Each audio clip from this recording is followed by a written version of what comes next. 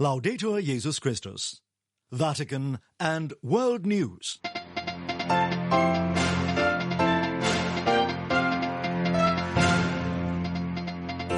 In the headlines this Saturday, November the 30th, Pope Francis calls for dialogue and the sharing of religious values in a global context marked by intolerance and division. And as the death toll in Gaza surpasses 44,300, a UN human rights lawyer describes investigative work underway to determine eventual criminal responsibilities. And British MPs vote in favor of a bill to legalize assisted dying. In the Vatican, I'm Thaddeus Jones. Following a long-standing tradition on the occasion of today's feast of St. Andrew the Apostle, Pope Francis has sent a delegation to Istanbul to convey his greetings and the assurance of his fraternal affection to the Ecumenical Patriarch of Constantinople, Bartholomew I. In his message delivered by Cardinal Kurt Koch, the prefect of the Dicastery for Promoting Christian Unity, the Pope calls for ongoing efforts and prayers for the gift of unity among Christians, remarking that their fraternity and witness can also serve as a model for today's world plagued by war and violence. Lisa Zangarini tells us more in this report. Pope Francis begins his message by remarking the significant progress of Catholic Orthodox dialogue since the promulgation of the decree Unitatis Redintegratio on ecumenism. He notes that one of the first fruits obtained in this dialogue is their renewed fraternity they experience today with particular intensity. While acknowledging that the full communion envisioned by the conciliar document has not been achieved yet, the Pope stresses that Christians must not lose sight of that ultimate goal, nor can they lose hope that this unity can be achieved in the course of history and within a reasonable time. Catholics and Orthodox must never cease to pray and work together to dispose ourselves to accept the divine gift of unity, he says. Pope Francis goes on to recall that the Catholic Church's irreversible commitment to the path of dialogue was further affirmed by the recent Synod on Synodality, in which participants from different backgrounds were able to listen to each other without judging or condemning. This approach, says the Pope, should also be the manner in which Catholics and Orthodox continue their journey towards unity. Bringing his message to a close, Pope Francis states that the upcoming celebration of the 1700th anniversary of the First Ecumenical Council of Nicaea will strengthen existing bonds and encourage all churches to offer renewed testimony in today's world. He highlights that the fraternity lived and the witness given by Christians will also serve as a model for a world plagued by war and violence. In this spirit, Pope Francis concludes by reaffirming his hopes for peace in Ukraine, Palestine, Israel, Lebanon, and all regions experiencing what he has repeatedly called a piecemeal world war. I am Lisa Zengarini. In an address on Saturday to participants in a two-day All Religions Conference taking place in the Vatican, Pope Francis highlighted the value of dialogue in a global context marked by intolerance and hatred. As Linda Bordoni reports, he decried discrimination based on differences, which for many, the Pope said, has become a daily experience, and pointed to the sharing of spiritual truths and values among different faiths as a way to cultivate harmony among differences. In a world marked by growing intolerance and division, the Vatican this week hosted a All Religions Conference organised by the Hindu Sri Narayana Dharma Sangam Trust that fights discrimination in the name of caste, creed and religion. Addressing the participants in the multi-faith meeting, Pope Francis upheld the importance of interreligious dialogue to counter global rising discrimination and hatred.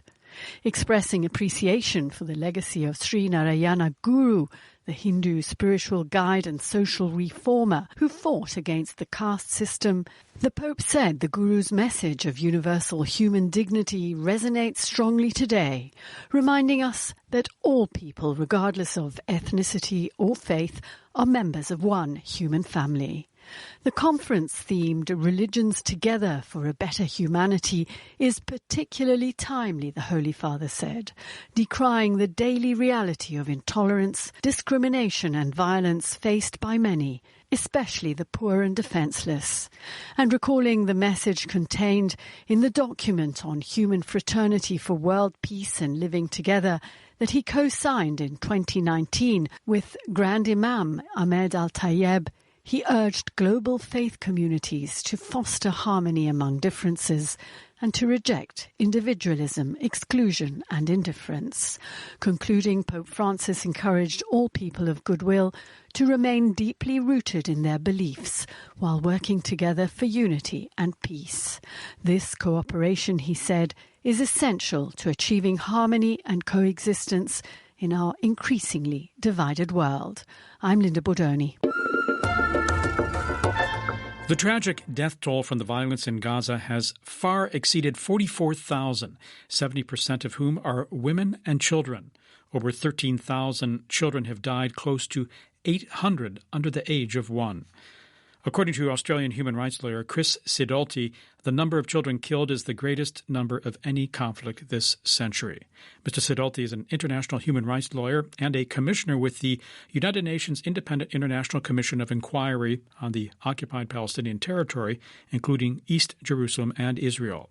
He spoke to me recently about his work in investigating and reporting on this violence and looking at ways the international community can help bring a stop to it.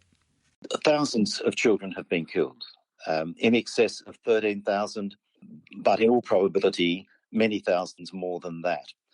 70% of the persons killed in Gaza have been women and children. Only 30% have been adult males.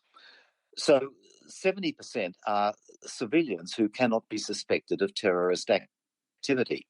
And a large proportion of the remaining 30%, adult males, must also be considered civilians and innocent victims of the violence that the Israeli military forces are inflicting. The large number of children killed is particularly serious. It's been said by broader military researchers that the number of children killed is the greatest number any conflict in this century. And certainly the number of children wounded and affected by deaths of parents, siblings, grandparents, loss of limbs, traumatizing experiences, multiple displacement from their homes, those effects on children are affecting a larger number of children than any modern warfare has experienced.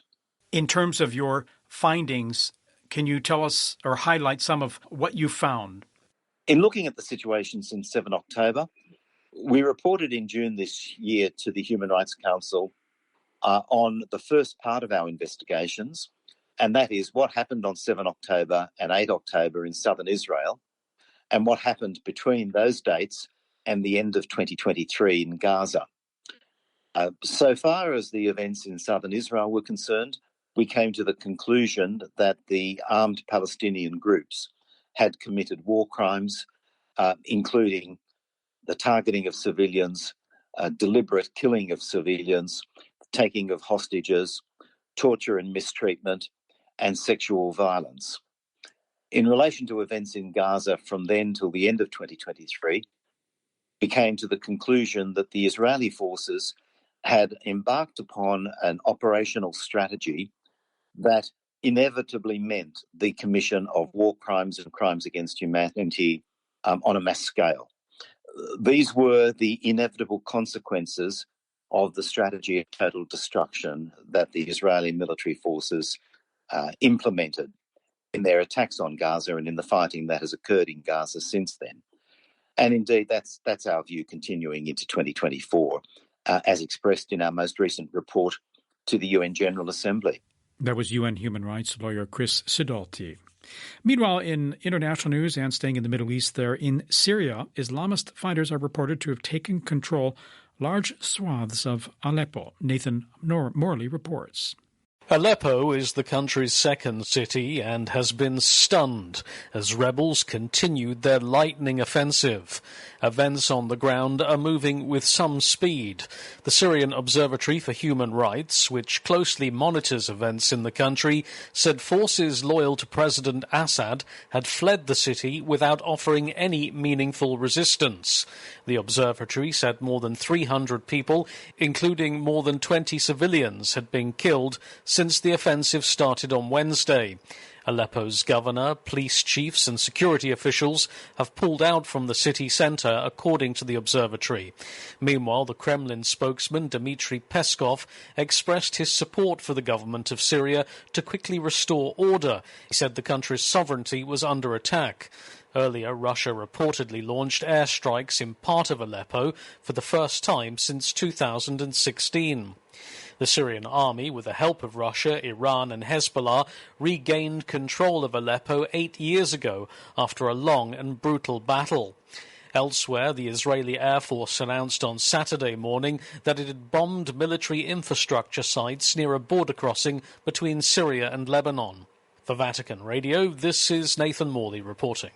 And finally, the Catholic bishops of England and Wales have expressed disappointment after members of Parliament voted on Friday to back a new bill to legalize assisted dying.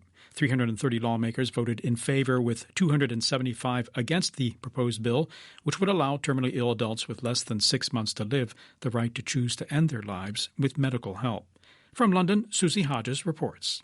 Following the vote in Parliament, Bishop John Sherrington, lead bishop for life issues, expressed dismay over the outcome, saying, "We believe that the bill is flawed in principle and contains particular clauses that are of concern."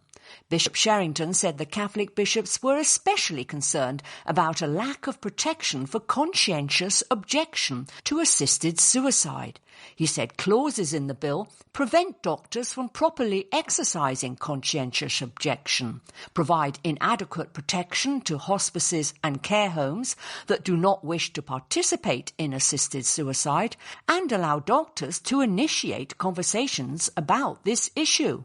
It remains the case, he said, that improving the quality and availability of palliative care offers the best pathway to reduce suffering at the end of life. Bishop Sherrington said, "We ask the Catholic community to pray that the bill will be rejected at a later stage in its progress through Parliament." Friday's historic vote followed more than 4 hours of emotional debate in Parliament, with lawmakers from both sides sharing personal stories which had shaped their decisions. They were given a free vote, meaning they could make a decision based on their own conscience, rather than having to follow a party line. Opponents of the bill said terminally ill people, particularly the elderly, disabled or vulnerable, may feel pressurised to end their lives for fear of being a burden. Many lawmakers expressed concern that there had not been enough time to consider the bill before voting, and highlighted concerns that safeguards in other countries that have allowed assisted dying had been watered down. Those in favour of the bill said it was about providing a choice to terminally ill people who were living in pain. In the run-up to the vote, the Catholic bishops and other faith leaders had repeatedly voiced their concern over the ethical and practical implications of the bill.